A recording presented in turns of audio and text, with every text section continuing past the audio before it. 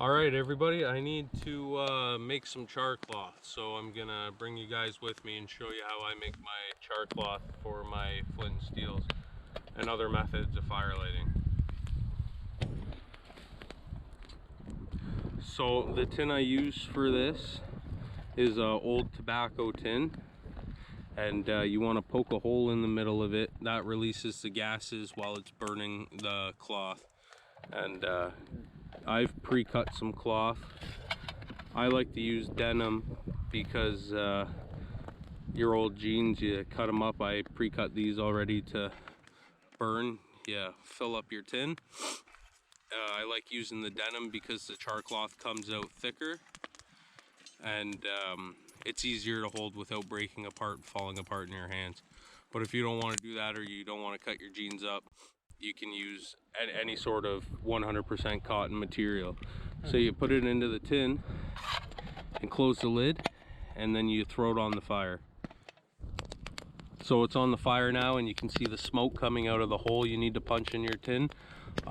It might catch on fire, but it's when that smoking stops that you know your char-cloth is done, and you let it pull it off the fire and you let it cool off, and then it's ready to use.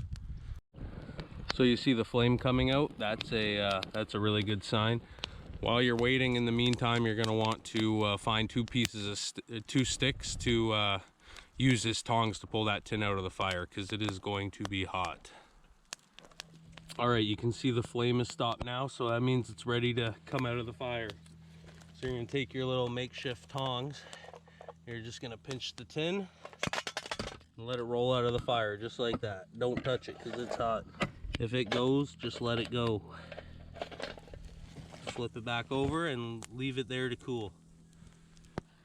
All right, so when your tin is cold, you're going to open it up, and all that denim or cotton you put into the tin is now going to be nice charred pieces of cloth, and they will catch an ember real nicely for fire lighting.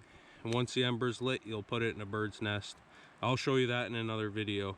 But yes, so this is how you make char-cloth, and you see how thick the denim turns it? Like, I can hold it and play around with it, and it's not breaking apart like your standard cotton char-cloth would.